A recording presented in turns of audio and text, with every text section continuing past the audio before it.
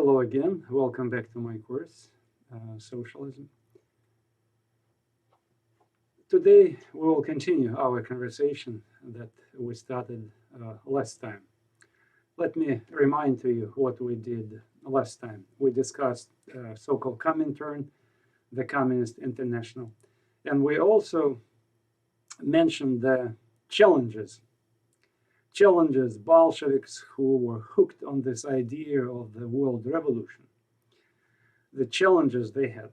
Okay, they wanted to spread around this gospel of communism and believed in the world revolution. They tried to encourage these new communist regimes in Europe, and at some point the Red Army wanted to go through Poland and to reach Germany to bring this a Bolshevik revolution to Germany, because the assumption was that without support of the most advanced countries in the West, socialism in Bolshevik Russia would be doomed.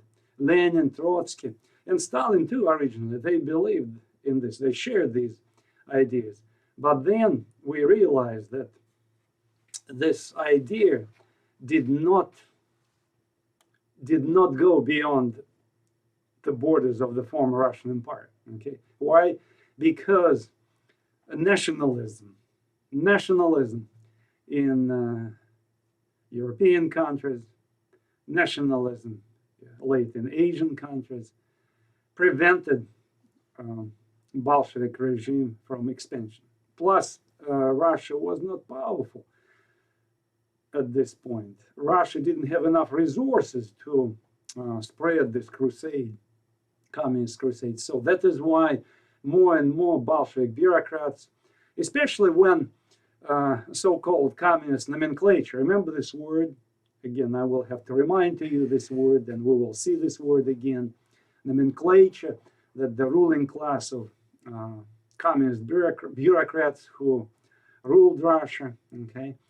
So they were appointed by Stalin, and they were recruited from opportunistic provincial people, okay, who decided to take advantage of the revolution, who wanted to make their career within the regime.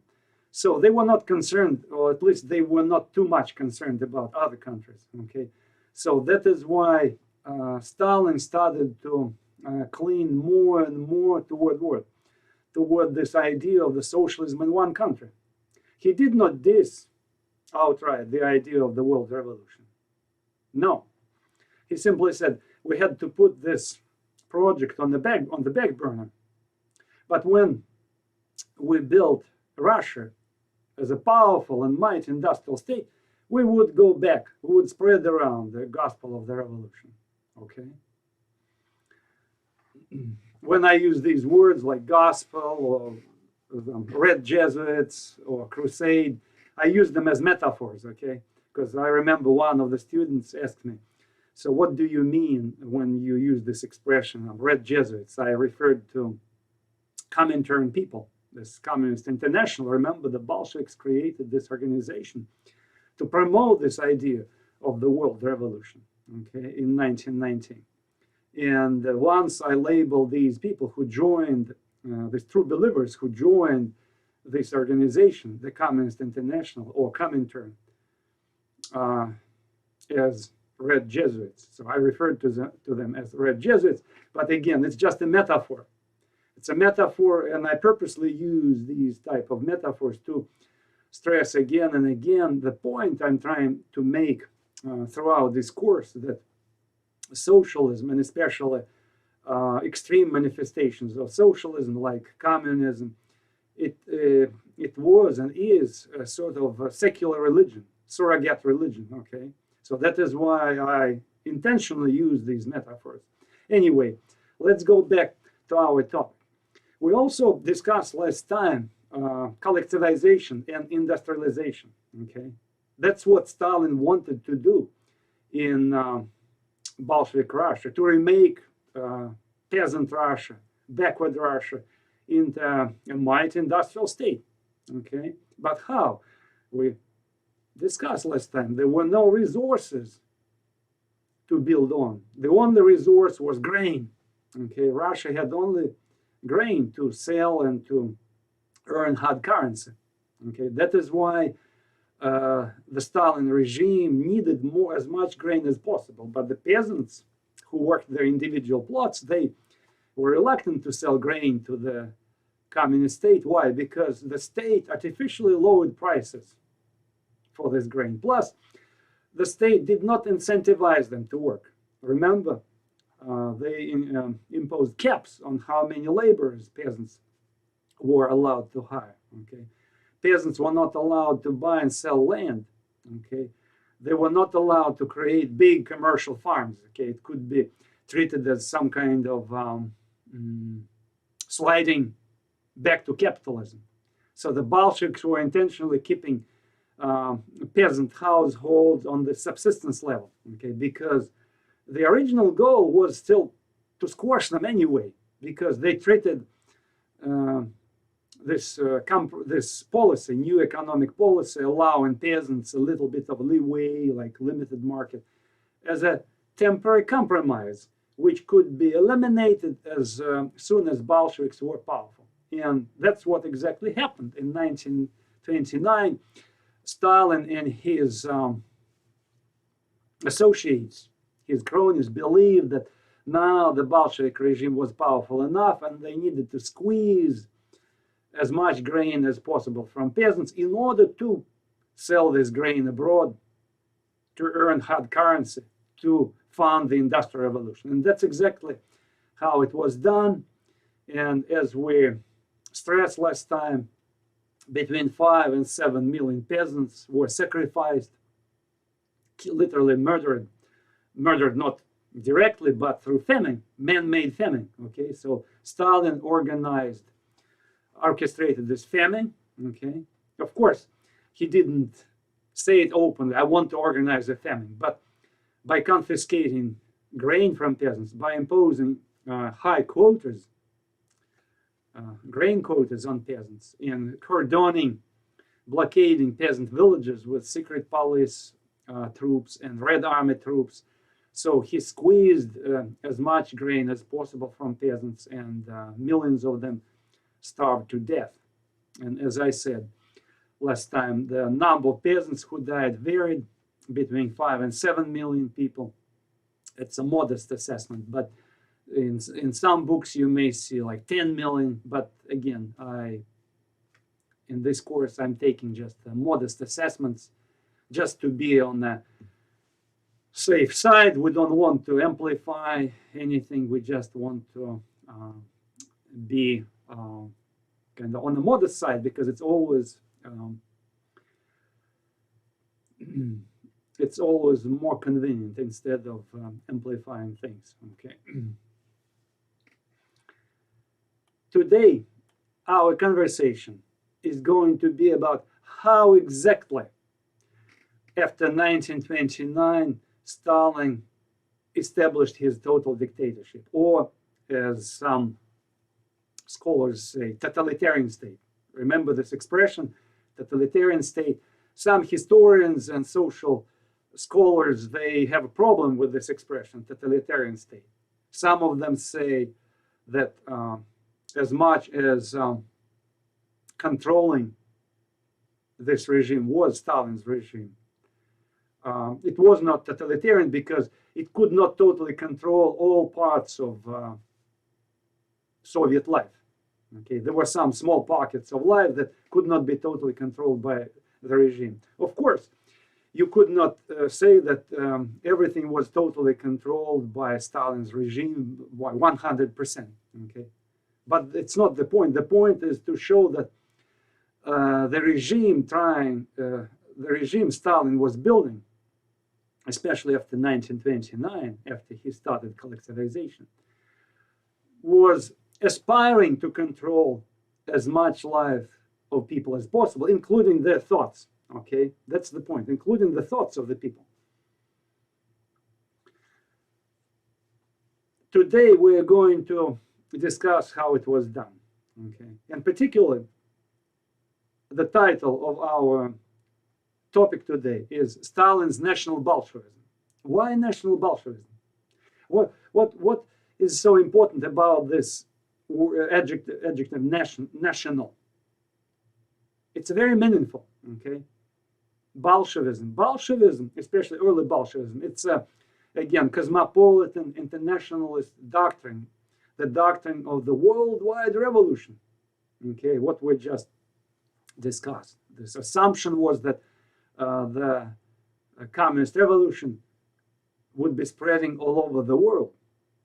But since Stalin decided to slow down this project, I wouldn't say he terminated this project. He kind of slowed down it, and as I said, he put it on the back burner.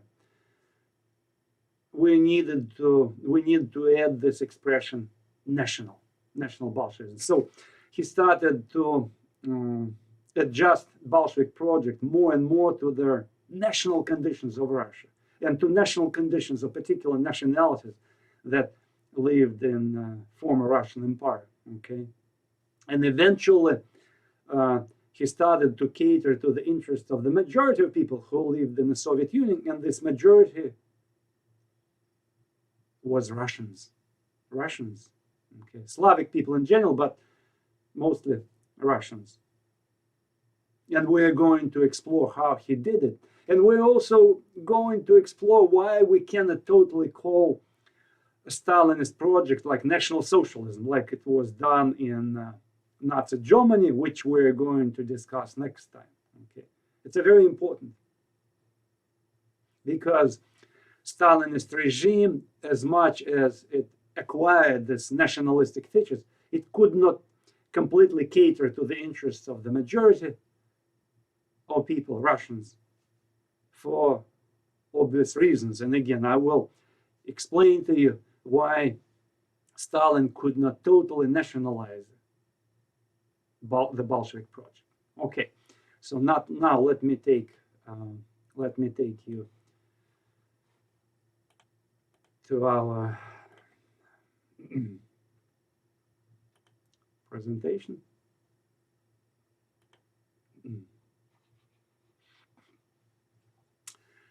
What we found out last time, that by 1929 Stalin was the boss, so nobody was able to challenge him, and nobody dared to challenge him anyway. Okay,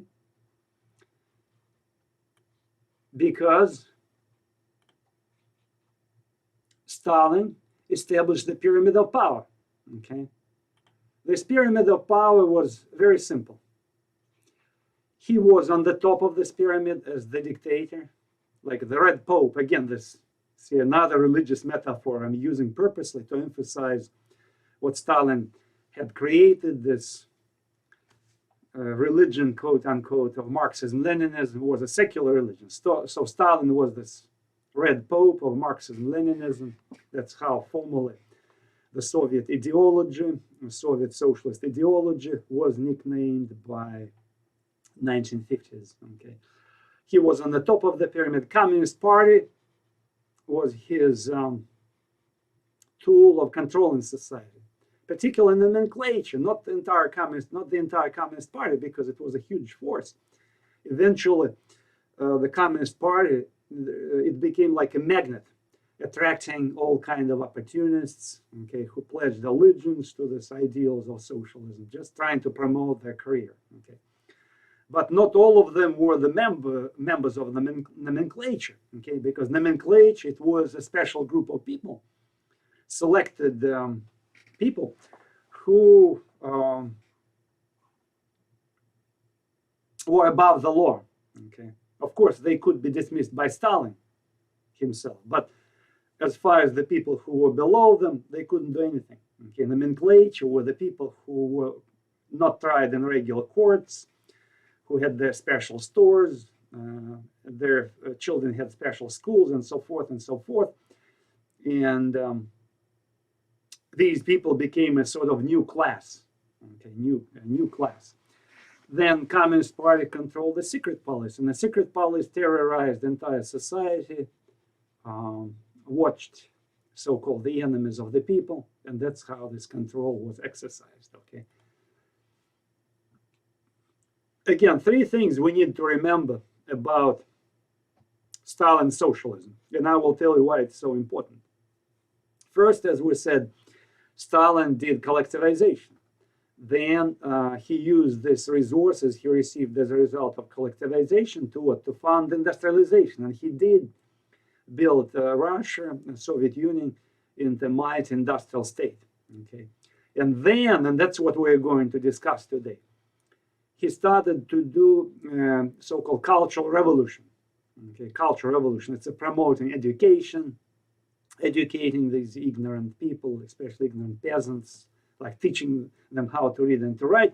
And along with education, the communist propaganda was imposed on the entire country. Okay, and the major role in this communist propaganda belonged to so-called socialist realism. We're going to discuss this. Plus, there was also a cult of Stalin's personality, cult of personality. Okay, you may have heard about it. And finally, Soviet patriotism. I didn't mention it here. Soviet patriotism. That's what this third thing we're going to discuss today. Okay, why is it so important? The three things. Because the Soviet Union at that time was the only country in the world that claimed building socialism. Okay, so and later, after 1945, when Soviet Union expanded her socialist project beyond the borders of the Soviet Union, okay, because as a result of the Second World War, Stalin's Red Army conquered Eastern Europe, and communist regimes were imposed on Eastern European countries. Okay, then we have communist regimes imposed in Southeastern Asia, like Korea, Vietnam, Laos. Okay, then we have China, the biggest country in the world, where communism became indigenous. So people basically themselves embraced communism. Okay, it was not imposed on China. I want to emphasize this. People themselves were susceptible to this philosophy because it was attractive to them. Okay, in all these countries, and later the same thing happened in a few countries of Africa. We're going to discuss, like Ethiopia, Angola, Mozambique, where also people who claim building socialism looked up to the Soviet Union for what? For the blueprints, how to build socialism. So what I'm trying to tell you, that in the eyes of many people, in especially in the underdeveloped countries, the third world countries, okay, building socialism meant to do these three things. Okay, so the blueprint, the established blueprint of socialism in the eyes of people, Asian, African, was these three things, this triple system. So you have to do collectivization, you have to collectivize all small landholders, then you have to do industrialization, and then you have to do cultural revolution to instill these communist ideas into the minds of the people. Okay, so basically it was the project of modernization, like a, let's say, socialist or communist modernization of third world countries. Okay, and that is why these countries looked up to the Soviet Union. Okay, and that's what in their eyes was or meant building socialism, doing these three things. Okay, that is why it's so important. So the Soviet Union or Stalin regime established sort of the blueprint how to build socialism. Okay, which had a huge appeal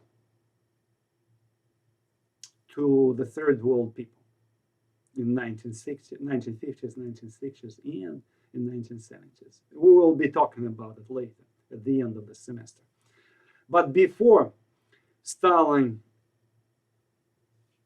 or actually simultaneously, it's better to say simultaneously with the Cultural Revolution, Stalin unleashed so-called the Great Terror. Okay, you needed to terrorize people into submission, and that's what in some other countries later they were doing too, you know, because they believed that you had to phase out these alien classes of people, to intimidate dissent, to totally squash the freedom of speech, and even execute so-called enemies of the people. So Stalin, in order to intimidate the entire society into submission, unleashed so-called the Great Terror. Okay, the Great Terror, the peak of the Great Terror was between 1936 and 1939. Okay, about 10 million people were arrested, sentenced to prison or Siberian labor camps, and more than 700,000 people were executed. So 700,000 people were executed. So the Great Terror, which was orchestrated by Stalin and conducted by the hands of the secret police, created this horrible environment in the Soviet Union when people competed with each other, denouncing each other, because everybody was afraid to be denounced, so they tried to denounce his or her neighbor. People suspected spies everywhere. There's people who learned foreign languages were suspected in being spies. Okay, so people who were involved in the tourist business, tourism, foreign tourism, of course, they became like sitting ducks. Okay, and ironically, there's Comintern workers. Remember, I told you these true believers. I call them red Jesuits. These loyal true believers, internationalists who worked for Comintern. They became sitting ducks too, because they traveled abroad. They commuted. There's underground, under false names. They commuted between other countries and the Soviet Union. Okay, so in the eyes of a secret police, they immediately became suspicious people. Okay, plus, ironically, Stalin started to issue quotas how many people should be arrested. Okay, which incentivized the secret police to arrest and execute as many people as possible. Okay, when you are assigned, for instance, to fulfill certain requirements, right? For instance, if you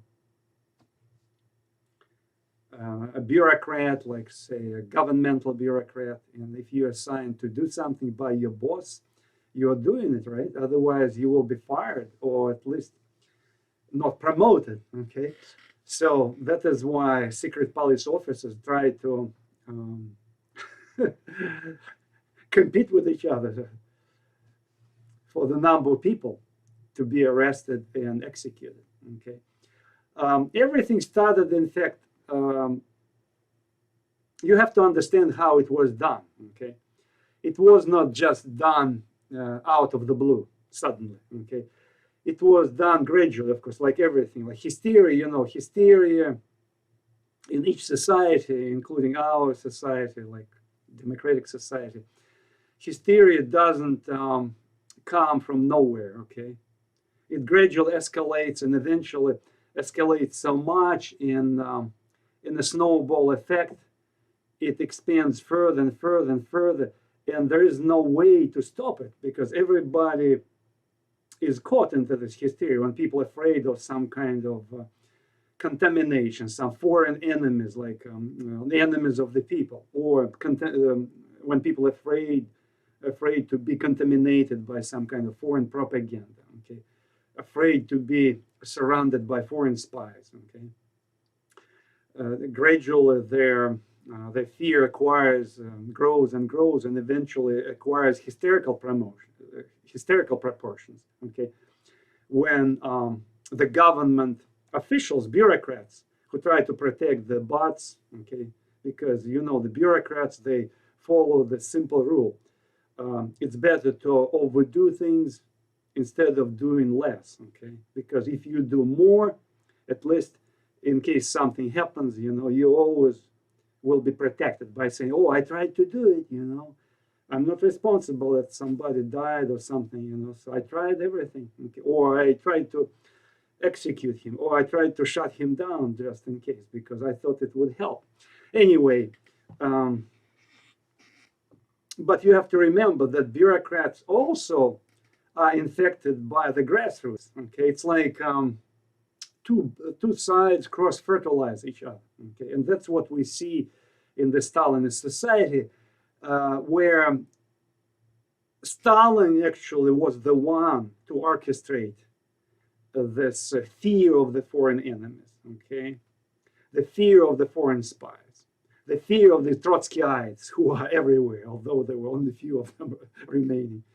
Okay, but when these ideas were planted among the secret police, and when secret police started to spread them around, when these ideas of hysteria about foreign spies and enemies of the people were planted by Communist Party propaganda workers among the population, because propaganda workers were doing a lot of lectures among the people, lecturing. Okay, so they spread around these ideas. So beware the spies everywhere. So look around for suspicious people who speak unfamiliar language. Okay, who write letters, who receive letters from abroad. Okay, or who write letters to abroad. Okay, or people who have relatives who are priests, or relatives who are kulaks. So watch them, because they might ruin our equipment. They might wreck our factories. Okay, and that's how it started. And people started to watch, and they started to report, and eventually these ideas of spy and enemies of the people hysteria that had been planted in society acquired a life of its own, and then society itself started to feed these ideas back to governmental officials. Why? Because everybody wanted to prove that he or she, or 99% of the people wanted to prove that they were working hard trying to expose the enemies of the people, trying to eradicate these ideas, subversive ideas, or destroy some subversive books. Okay, writing complaints to the secret police. Okay, denunciating their friends, relatives. Okay, fathers denounced wives, denounced husbands, children denounced their relatives. Okay, entire society in the Soviet Union in the 1930s was caught in this grip of fear. Everybody was afraid of each other. So everybody tried to follow the line, okay, because everybody was afraid that he or she might be accused into something, okay. But let's see how everything started. Everything started with Stalin trying to stage so-called show trials, okay, show trials against his former Bolshevik friends who competed with him for power, okay. So what he did,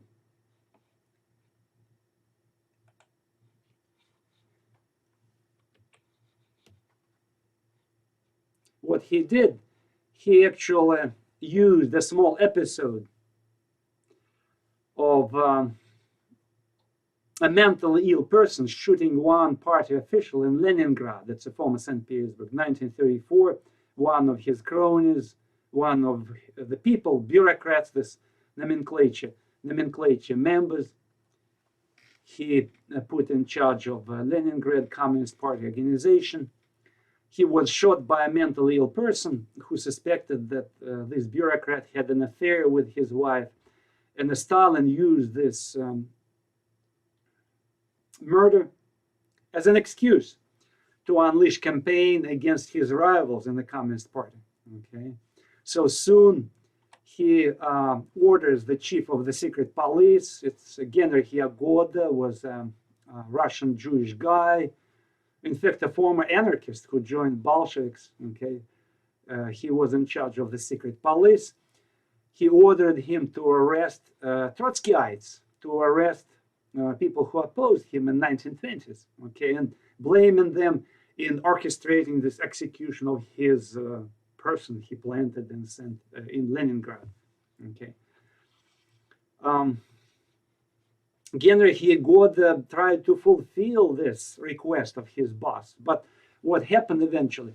He felt a bit uncomfortable because he himself was part of these old Bolsheviks. Okay, even though he joined Bolsheviks relatively late in 1910, still he belonged to old school Bolsheviks. He felt uncomfortable arresting his own people, his friends. So that is why Stalin dismisses him. 1936 dismisses him and in fact puts him in prison.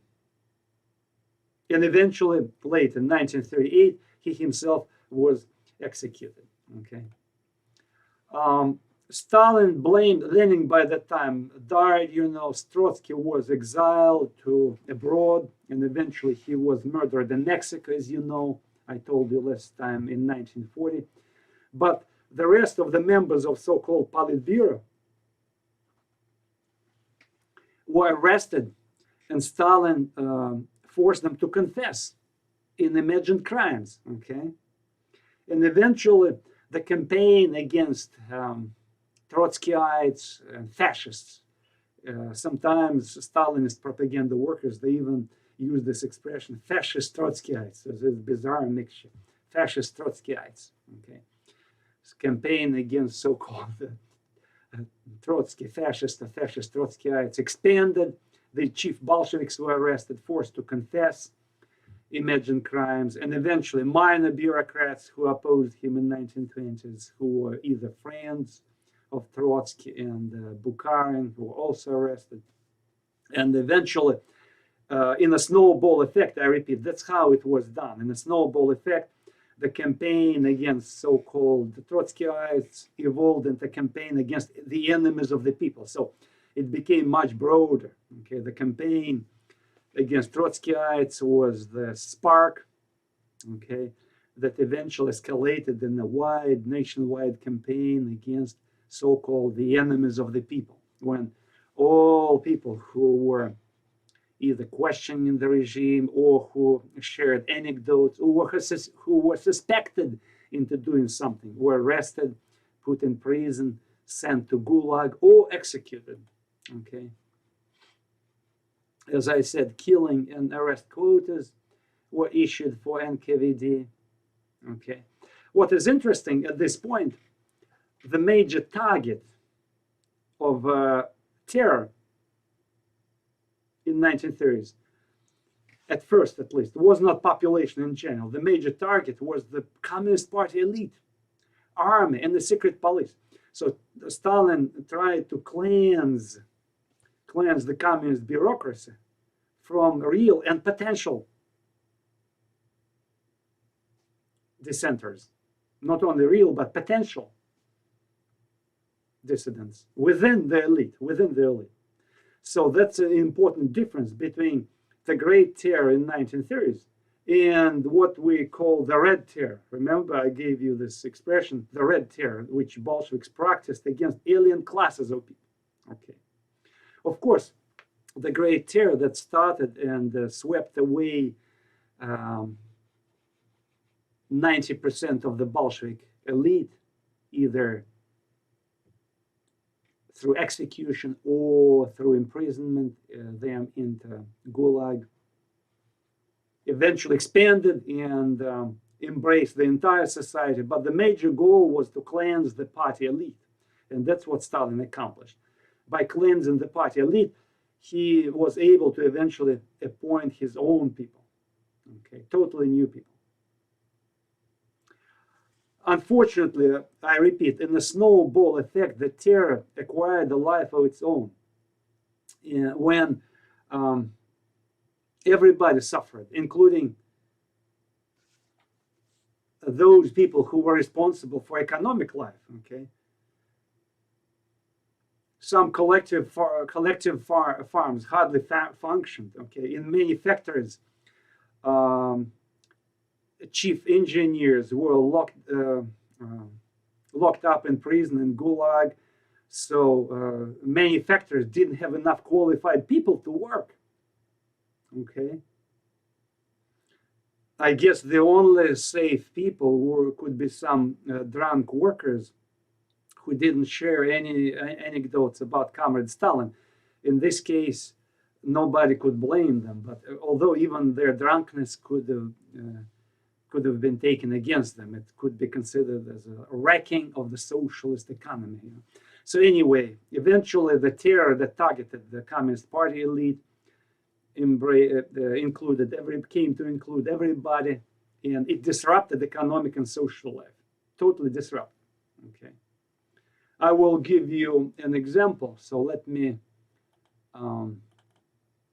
show you something, how even the military, Stalin's military, suffered. Okay, Stalin literally wiped out the officer corps of the Red Army. Officer corps. Why?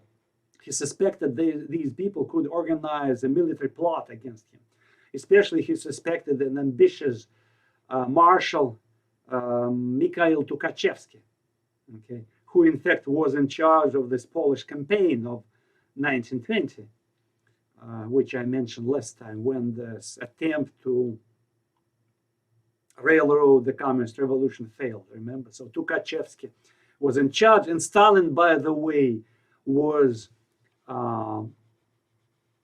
working with him as a political commissar, okay, as a political commissar.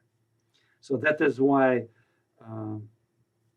they were blaming each other for the failure of this Polish campaign, and Stalin didn't like him. So he suspected that this guy might be too ambitious, might be challenging him. So he framed him, blamed him and his friends in organizing a plot against him. And eventually, again, in a snowball effect, the trial of Marshal Tukhachevsky expanded, and Red Army suffered the whole series of arrests. So 30,000 officers were arrested out of 178,000 officers. So the damage was huge. 3 marshals out of 5 were killed. 13 out of 15 generals were killed, executed. 8 out of 9 admirals, and so forth and so forth.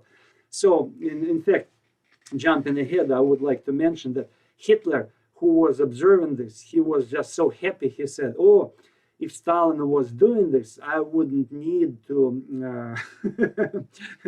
invade Russia anyway, because they would cannibalize themselves, these Bolsheviks. Okay.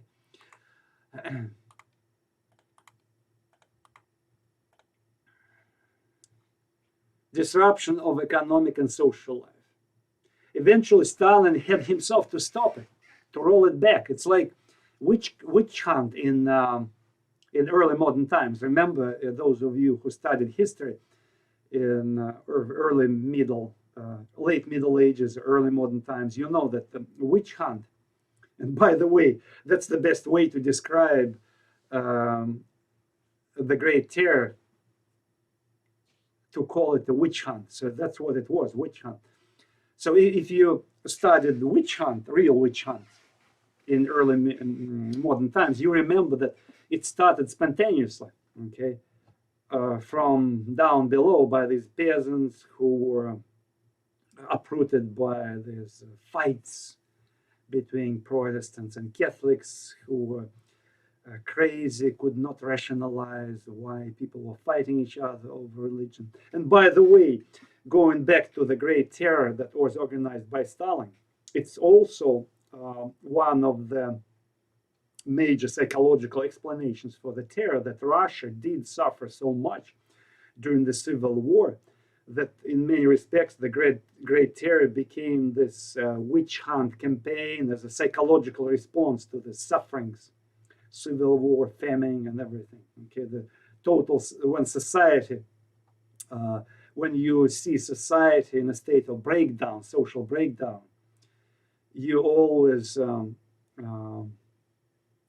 see these favorable conditions for, again, hysteria and terror, shutting down people, attacks on freedom of speech. And each society does this, you know, which goes through this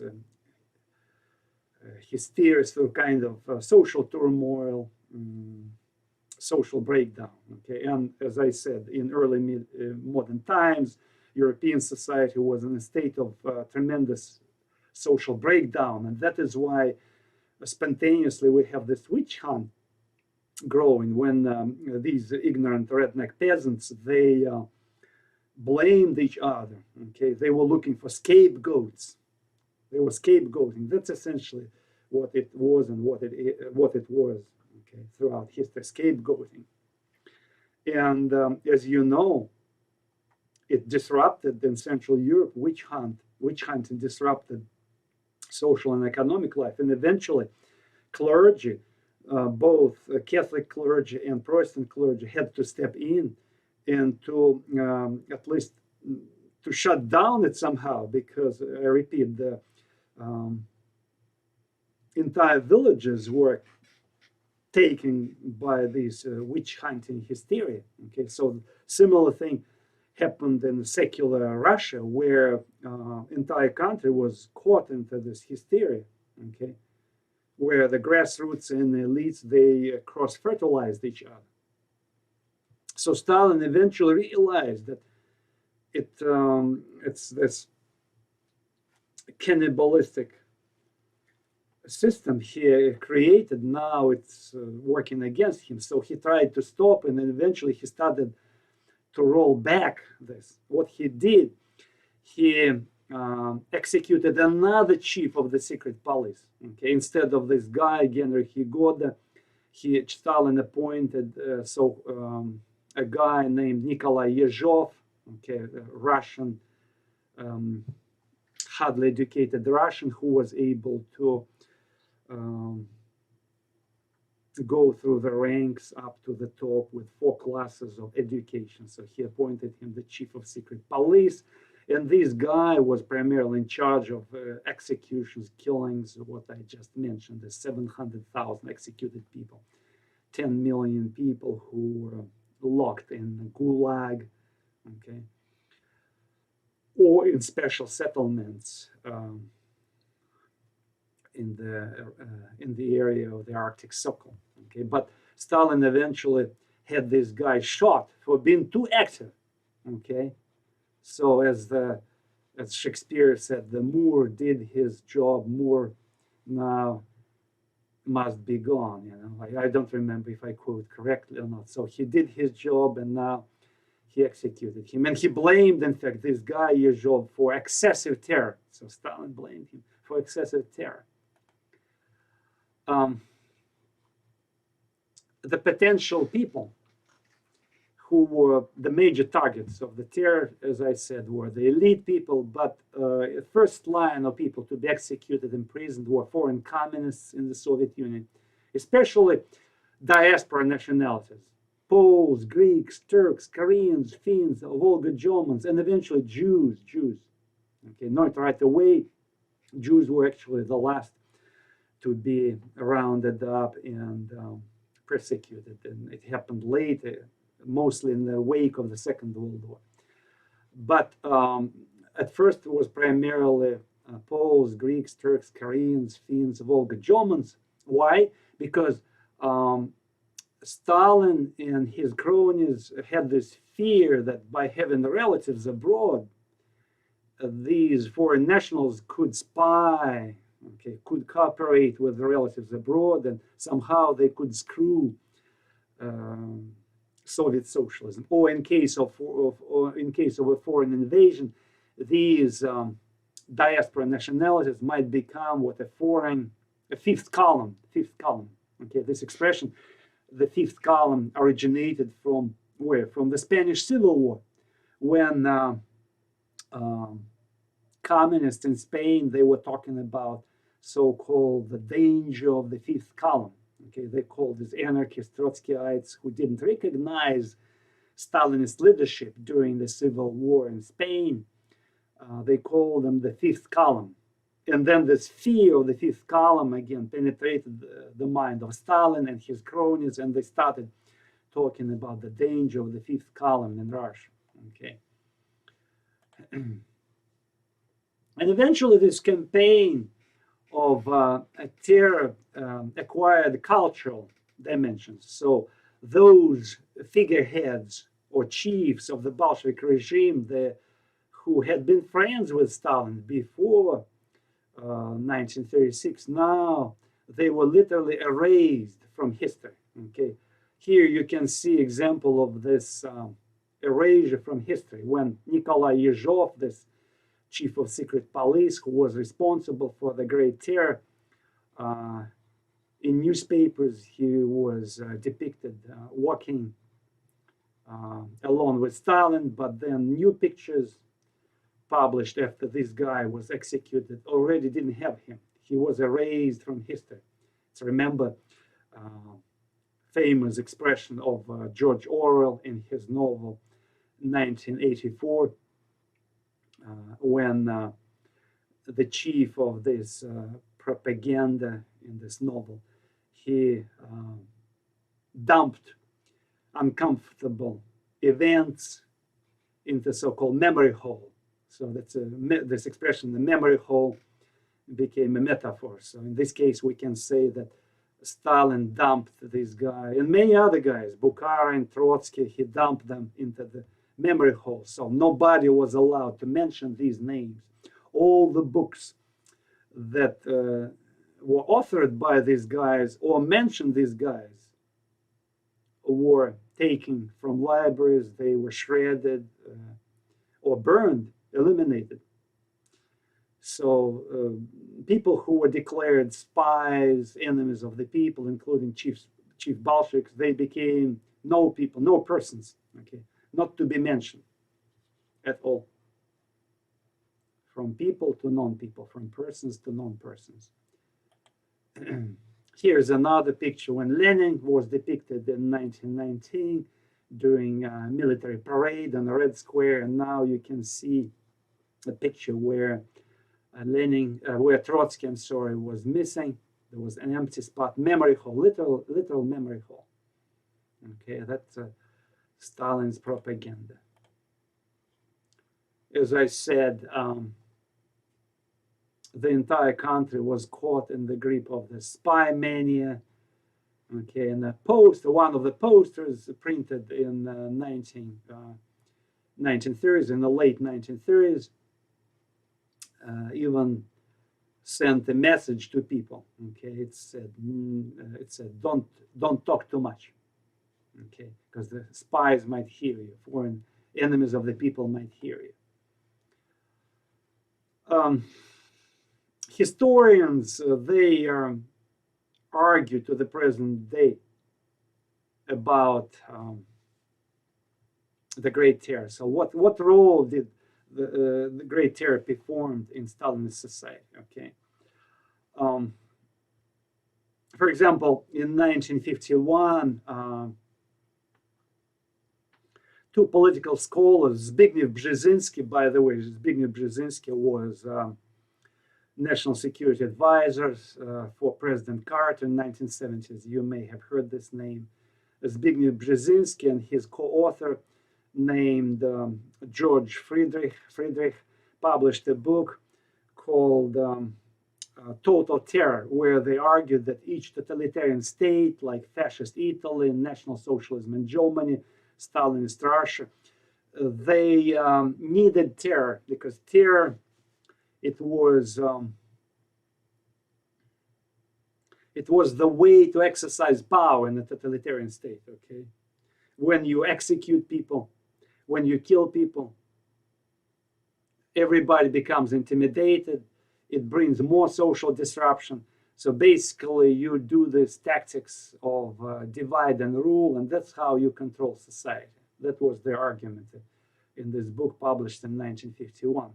But look, the problem with this thesis is that, yes, of course, at least half of the people in Soviet Union hated Stalin. They couldn't speak up, they were intimidated, but we cannot say that everybody hated Stalin. We have a lot of true believers in the Communist Party, in the military, in the secret police. You know, you cannot dismiss this. And there were some young people who believed that Stalin's socialism is the great new hope, okay? Plus, we talked about a bunch of Western sympathizers. Okay, you cannot dismiss them. In fact, when you read some memoirs of the people who lived in the 1930s, you see that a lot of them actually believed into this stuff. You know, we might say it's nonsense, it's a bunch of crap, but people did believe in this stuff. Okay, so we cannot say that everybody was unhappy. Okay, it's not correct. It was even more so. Next time, next time we're going to talk about National Socialism in Germany. It was more so in Germany, where we have more people, in fact, loving Hitler, okay, because Hitler did not eliminate his own people, he eliminated other races and other nationalities. So in fact, the majority of Germans unfortunately loved or liked, at least liked Hitler, okay, as sad as it may sound. So we cannot say that everybody was intimidated, okay.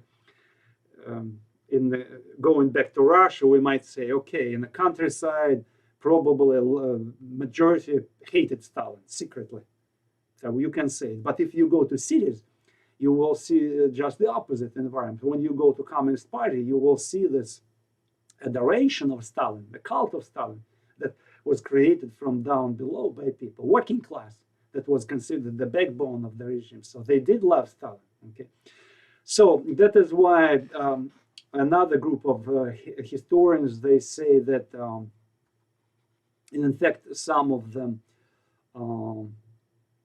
recently published books about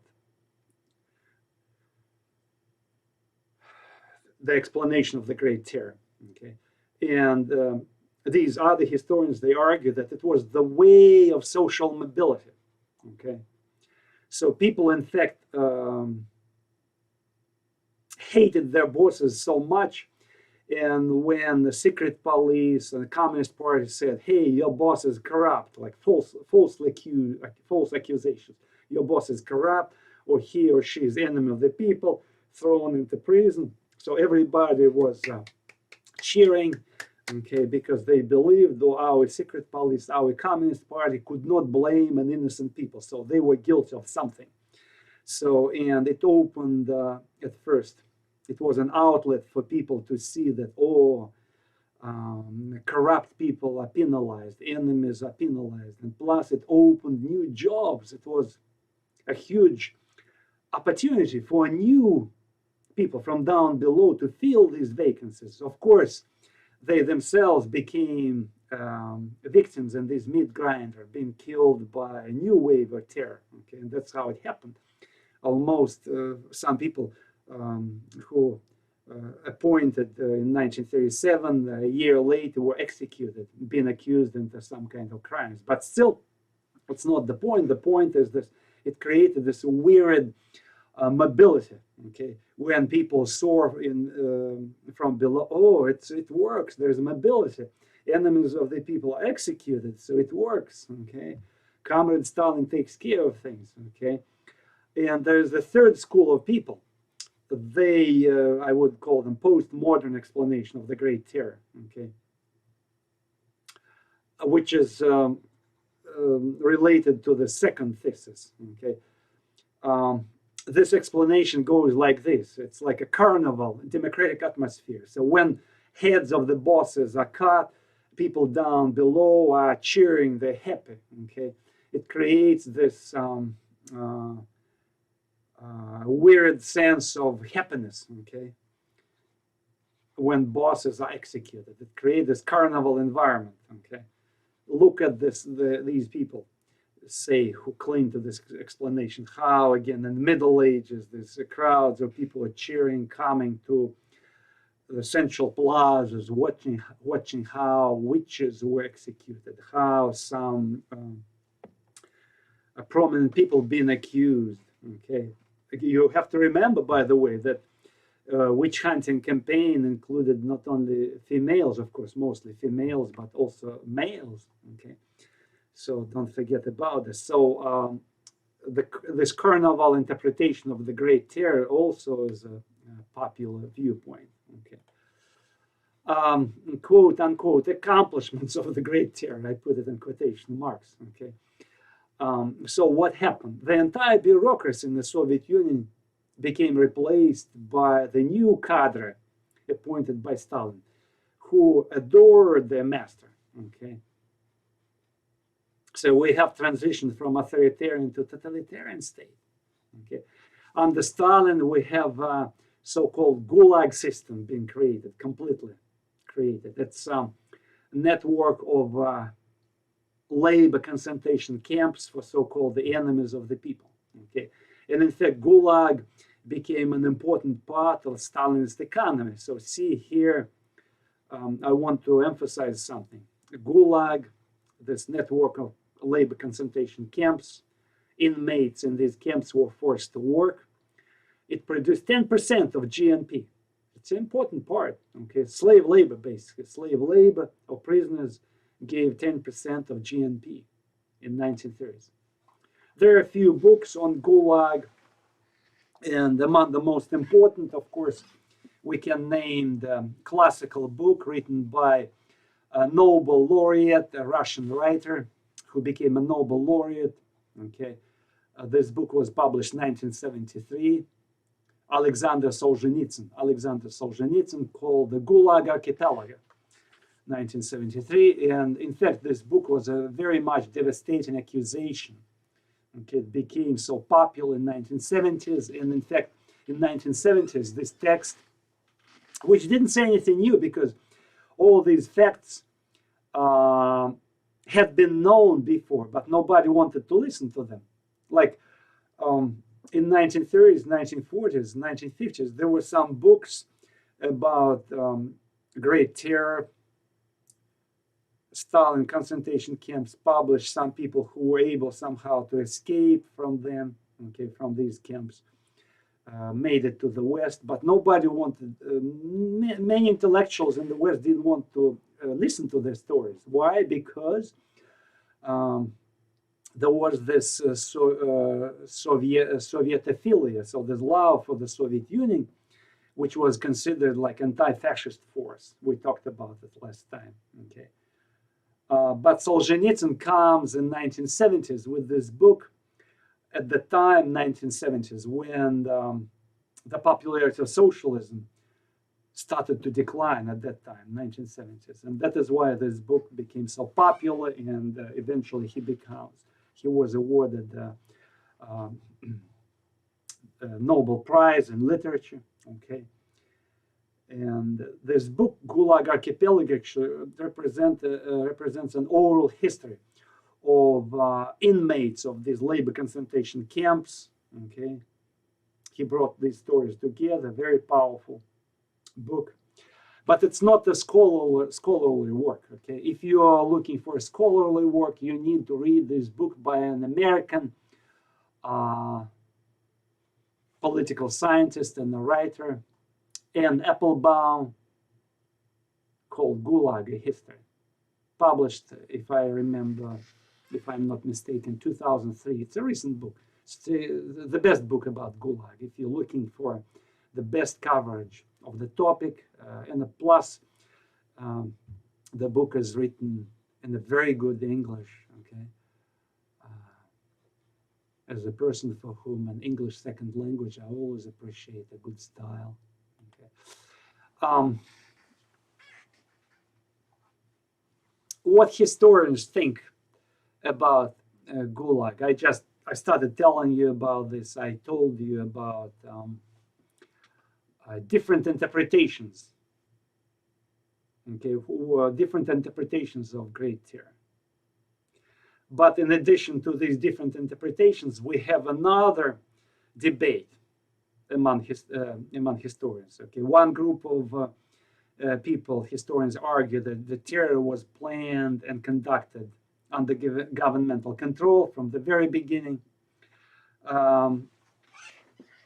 So-called new left historians or revisionists, they insist on the snowball effect, and they argue that Stalin did not plan the terror, and locals tried to show off their vigilance. And that is why terror acquired such grotesque proportions. Okay. By the way, the first person who used this expression, the Great Terror, was this guy, Robert Conquest. He was a former communist, UK communist, who served in the UK army during the Second World War, and later he became disillusioned with Stalinism, with communism, switched the sides, and became one of the harsh critics of communism and socialism in general. Okay, he becomes a historian. Recently, he died very popular historian, and he wrote the first book, the first historical, before Solzhenitsyn, before Anne Applebaum. He was the one to publish this powerful book called The Great Terror. So he was the one to introduce this expression, 1968, published his book, and also very well written book. Okay, you still can read it. It's a powerful book, although I repeat, Anne Applebaum, who recently wrote a book on the same topic, she has more materials because she works with some documents which had not been known at that time to 1968 to Robert Conquest. Okay. In this book, Great Terror, Robert Conquest argued that Stalinism, what Stalin did, his regime, it was not some kind of aberration. It wasn't something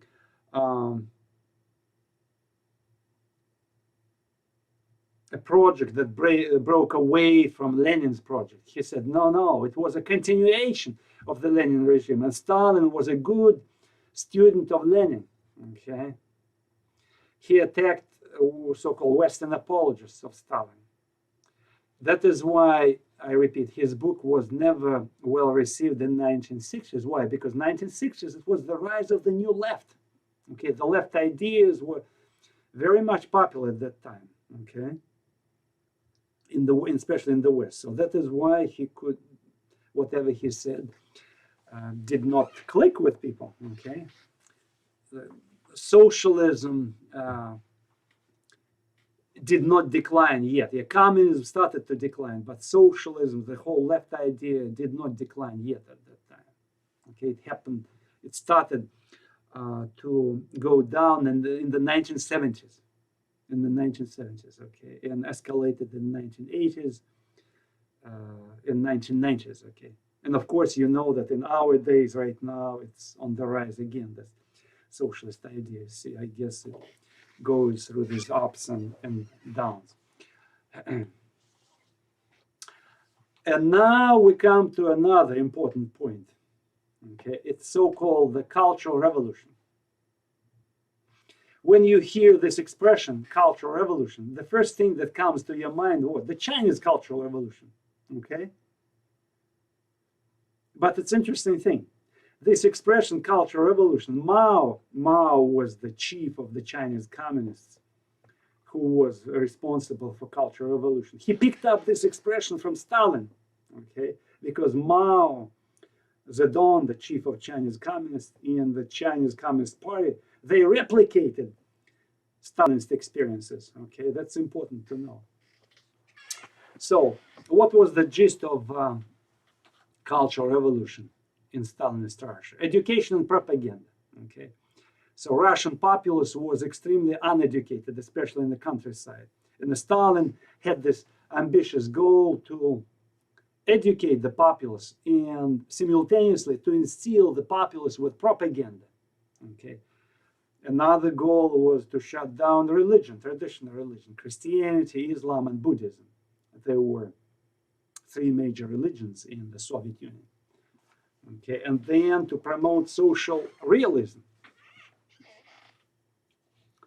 Cult of Stalin, cult of personality, and so-called Russian Soviet patriotism. The ultimate goal was to socially engineer the new Soviet man and woman. Okay.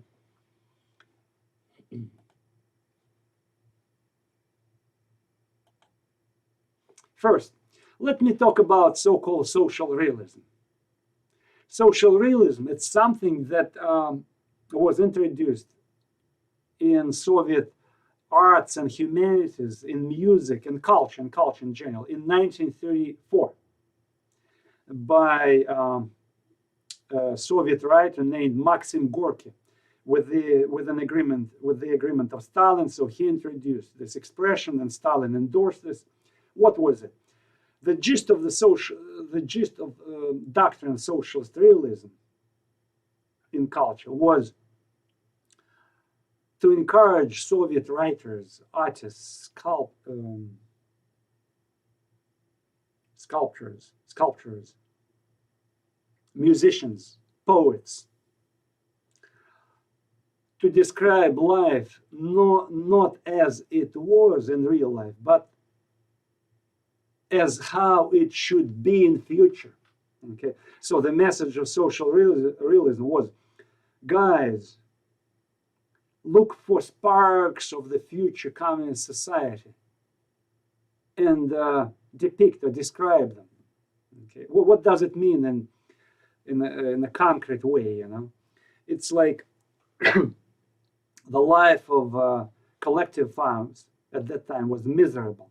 Okay, the peasants were state serfs. Okay, very unhappy. A lot of them were very unhappy. They couldn't speak up, but they were very mad that the regime put them in the state serfdom. But in the imagination of the Communist Party and the propaganda workers, in future, in the bright communist future, all peasants would be happy. Okay, and obviously there were a few peasants who were happy. Maybe those who control the state farms. Okay, or those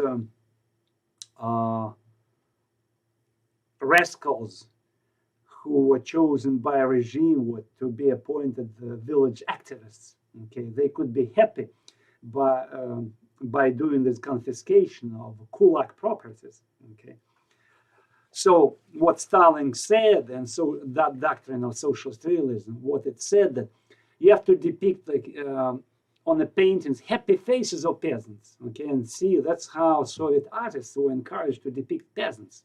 Okay, they shouldn't look green and sad. You should depict them driving tractors or modern machinery with happy faces. Okay, see another painting. Or workers, happy workers working with machines.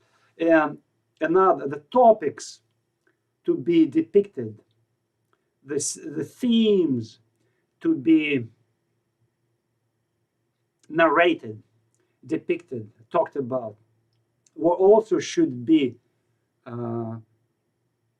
close to the goals of building socialism. Okay, like for instance,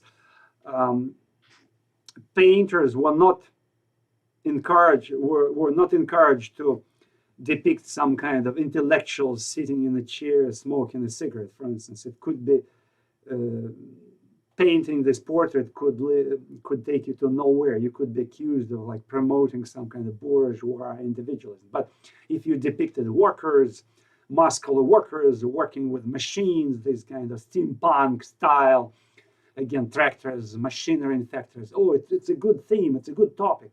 So in this case, your piece you depicted, the piece of art could be promoted, okay?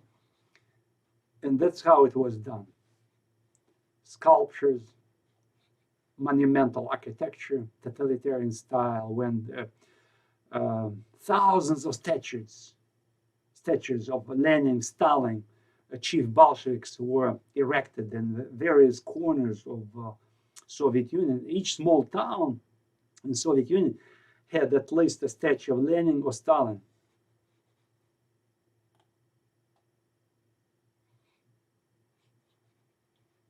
Again, like in National Socialist Germany, totalitarian art, socialist realism was fixated on cultivating these healthy socialist bodies, you know, these bodies of the future, you know, like Greek-like bodies, healthy bodies, working for the sake of socialism. And of course, the image of Stalin was promoted everywhere. Why? Because he was the dictator. Okay, for a painter, for a writer, to depict Stalin, to write a novel about Stalin, okay, it was a big deal. So it was a way for promotion. Another interesting thing. So again, to show you how the socialist realism worked in reality. See, that's the picture called New Apartment, 1937. Hardly any apartments were built for workers by the regime in 1930s, because consumer needs were neglected, because the goal was to build Russia, Soviet Union, into mighty industrial power. So everything was sacrificed for the sake of industry, especially military industry. Okay, So hardly any blocks of apartments were built in the Soviet Union, and workers mostly lived in communal apartments, okay? Or they were building some kind of shacks in suburbs, cabins. But some few workers,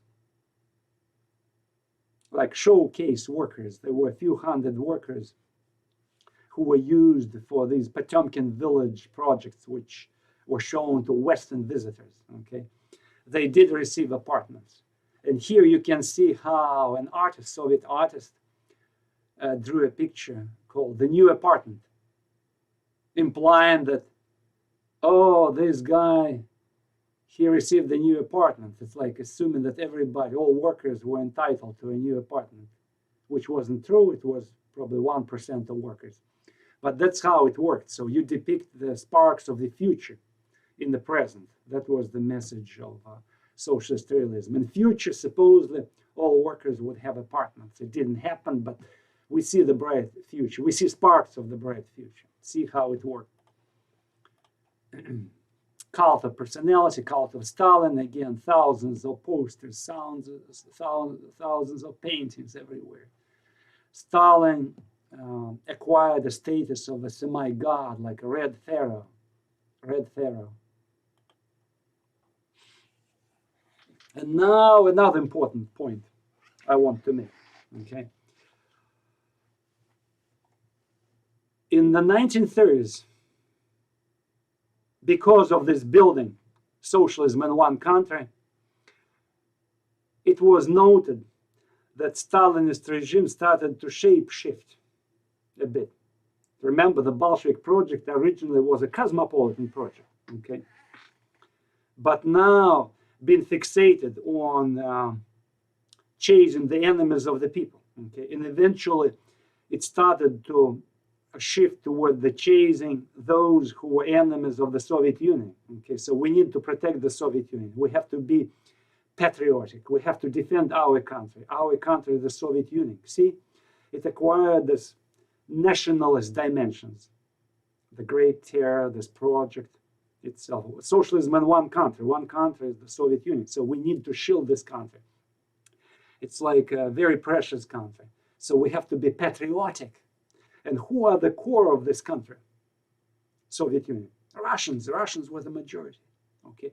That is why gradually, I repeat, unintentionally at first, and then intentionally, Stalin and his cronies, they started to massage the ethnic ego of the Russians, you know. So the class philosophy was still there, but more and more toward the end of 1930s, they appealed to the national ethnic feelings of the Russian people, okay? Realizing that it was a good thing to do because nationalism was very powerful. Okay, it happened just naturally, gradually. It didn't happen overnight. Okay, so for example, in 1920s, Russian schools, history profession, culture, humanities were dominated, so-called Pokrovsky school. Mikhail Pokrovsky was a historian, Soviet historian, who argued that the history of old Russia was the history of a conflict of classes. On the one hand was the class of these feudal lords and then capitalists in modern times. On the other hand, peasants who were exploited by lords and workers who were exploited by capitalists, and that's how it was. In Pokrovsky school, in the history books, criticized the Russian colonialism because colonialism of Russian czars was bad. It expanded to the east, it colonized a lot of national minorities, subjugated them, and that's how it was. But under Stalin, later, under Stalin, 1930s, this picture, this worldview was changed, was whitewashed, okay?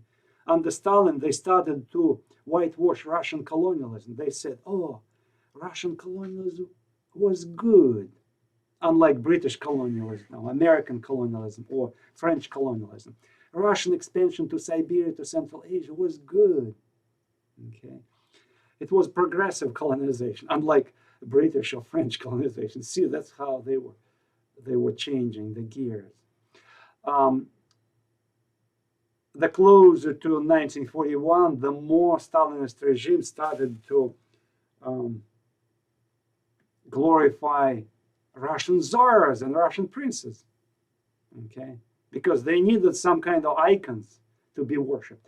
And of course, when the Second World War started and when Germans were fighting against Russians, this glorification of Russian princes, czars, elements of Russian nationalism became very popular, because the war, Second World War, it was about nationalism, okay? So it was not class war. You could not argue during this fight between Germans and the Soviet Union. You couldn't come and appeal to the masses with the slogan of a class war. You had to appeal to the feelings of nationalism. So that's how we have this in Stalinist Russia, glorification, whitewashing of old Russian czars and princes. And the pinnacle of this approach was a movie made in 1938 named Alexander Nevsky. Nevsky was a medieval Russian prince who was fighting against Germanic knights, Teutonic knights, in 1241, 1242. Okay, see, he had been fighting against Teutonic knights, and of course, it was politically relevant since Nazi Germany was building up her muscles, and the regime was living in the fear of war. Okay, it was natural. So that is why the movie was made, where Russians were pitched against Germans.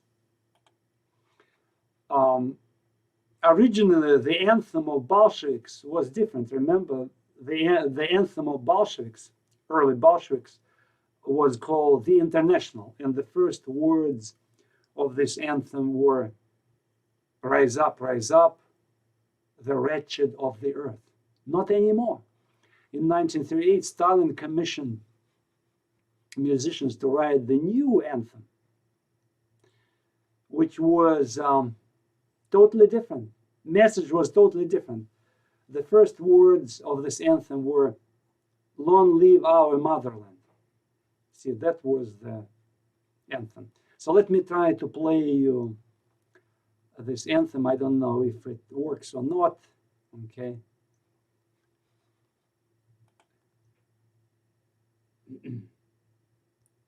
It's actually in English.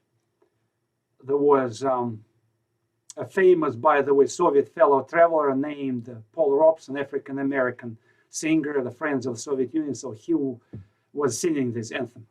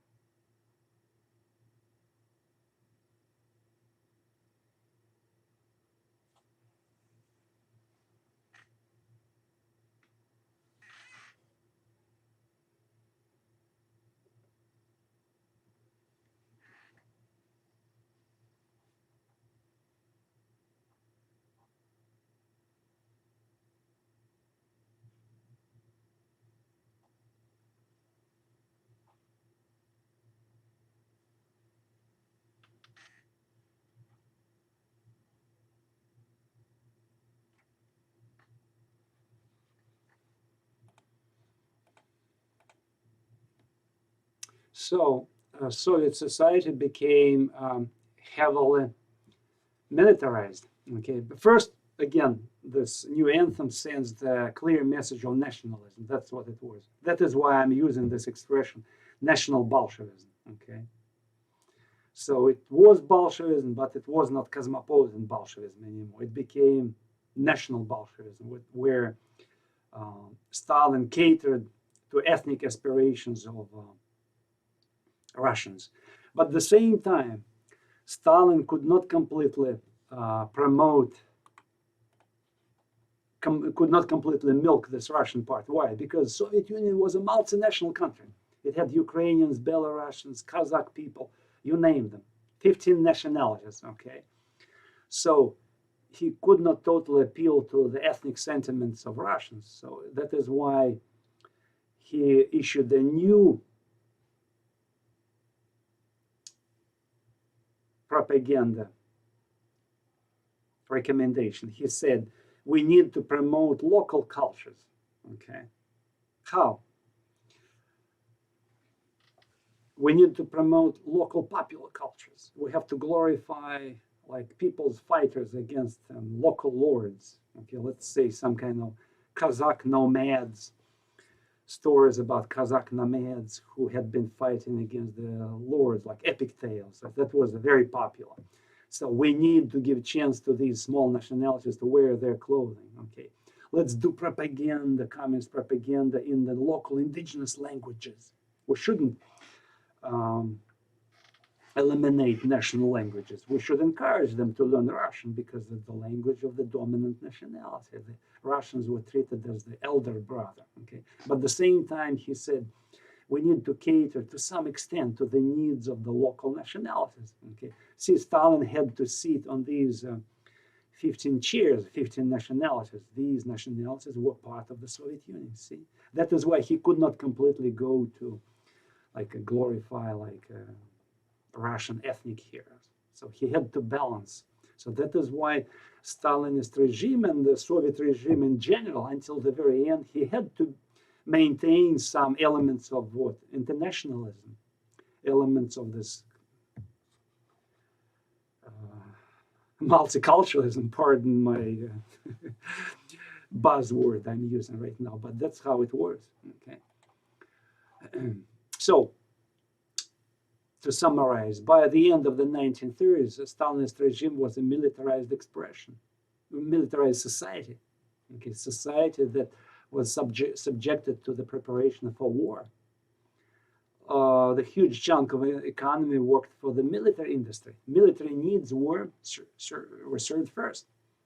And in fact, by 1940, Soviets had the most powerful army in the world, okay? So technologically, Soviet Union was prepared for World War II. So I purposely emphasize this. Why?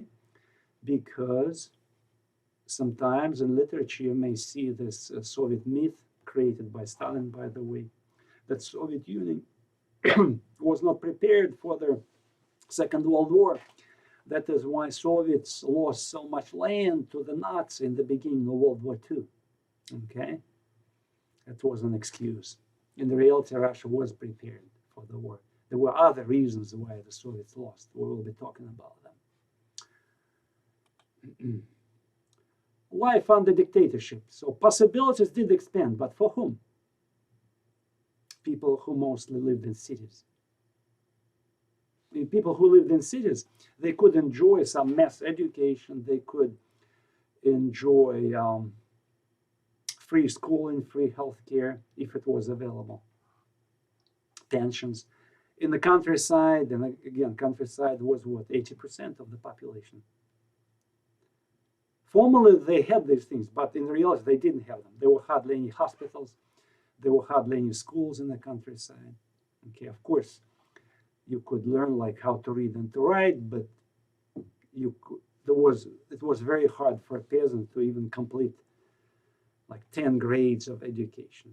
Okay, hospitals were hardly available. Okay, there were hardly any pensions, so you couldn't. Yes, you had the right to get pension, but your pension was like 3 cents, because peasants were mostly paid in kind. But I repeat, in the cities, people did receive the chance to enjoy some access to mass education, to free health service. There was social mobility because some workers came to occupy these positions of people who had been executed as a result of the Great Terror. So, of course, communist bureaucrats benefited. It's a dubious benefit because no communist bureaucrat, no member of nomenclature felt secure, right? Because they could be executed any time during the Great Terror. But as far as material perks, they did have some. Okay, they were entitled to certain privileges. Members of the secret police, yes, they did enjoy privileges, but their existence was precarious because 25,000 of them were too executed for not doing their job well. Red Army Officer Corps also enjoyed some privileges, but again, as long as you were alive, you could enjoy these privileges. And that would be the end of our story for today. Thank you for your attention.